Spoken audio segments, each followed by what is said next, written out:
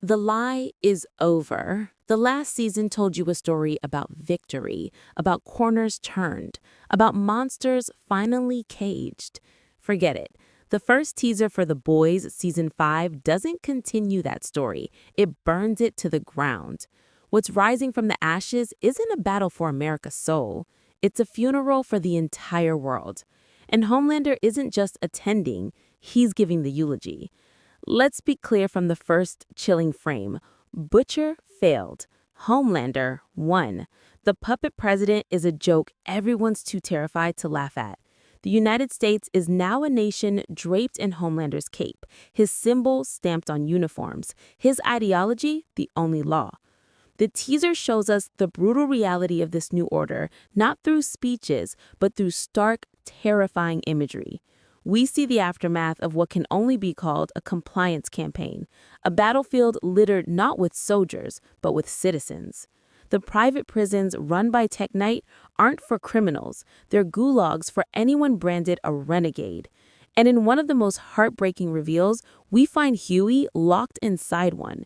The boy who just wanted to save his girlfriend is now a political prisoner in a country that has legalized tyranny.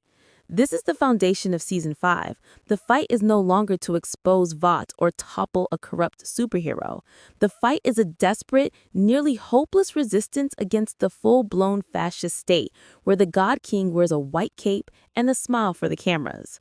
Starlight's light isn't a beacon of hope here. It's a flashlight in a collapsing mine, a desperate tool to break someone out before they're disappeared forever. The landscape is post-apocalyptic, but the apocalypse wasn't a bang. It was a slow, smiling takeover that nobody stopped in time. Our heroes are shattered, scattered, and staring into the abyss. Butcher is back, but he's a dead man walking. That compound V tumor is a ticking clock, and his hallucinations are a constant, grim companion. His rallying cry to the remnants of the boys isn't about winning. It's about choosing how you die. Sacrifice is the only currency left. Meanwhile, Kimiko, and Frenchie are clinging to each other in the ruins. But the fear in their eyes isn't just about Homelander. It's the fear that the person next to them will be gone by sunrise. Then there's Ryan.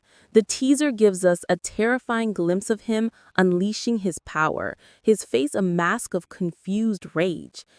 Is he Homelander's ultimate weapon, or is he the rebellion's last, unstable hope? The most chilling detail isn't his power.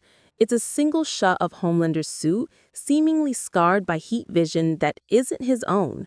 The war might just become a family affair. And Ashley, she's the perfect press secretary for this regime, a hollow woman in a perfect wig, hiding whatever grotesque transformation the Compound V is working on her skull. She's the bureaucracy of evil, smiling through the horror. But Homelander isn't the only chess player moving pieces in the dark. The return of Stan Edgar is a seismic shift. He's not hiding in a bunker, he's waiting.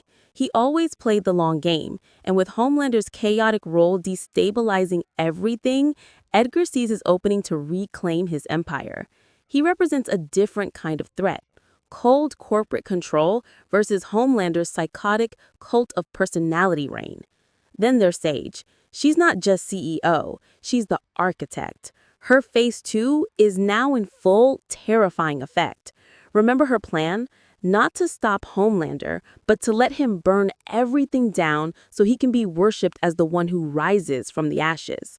The chaos, the prisons, the public executions, it's all part of her design to create a world so broken that it will beg for a permanent authoritarian savior. She's the brain to Homelander's brawn, and that makes her the most dangerous person in the room. These two, Edgar and Sage, are on a collision course, not with the boys, but with each other and with Homelander himself. The final season's true conflict may not be good versus evil, but 3 different versions of absolute control battling for the corpse of America. The teaser's most skin-crawling moment isn't violence, it's stillness. Homelander has kept Soldier Boy frozen in his cryotube as a trophy in his apartment, a twisted heirloom, a reminder of the father who rejected him, now reduced to a decoration. This is Homelander's psychosis made physical, but Soldier Boy isn't staying on the shelf. Jensen Ackles is back, and he's not happy. The reckoning Homelander whispers about absolutely involves thawing out Granddad. Is he a weapon to be unleashed on the boys, or is he a wild card that even Homelander can't control? The dynamic shifts again with the confirmed genius casting of Jared Padalecki. Putting him alongside Ackles isn't just a fun supernatural nod, it's a loaded narrative gun. The sheer power of that on-screen reunion suggests a team-up of catastrophic potential. Are they both working for the regime, or is this the formation of the most volatile, unpredictable faction in the war?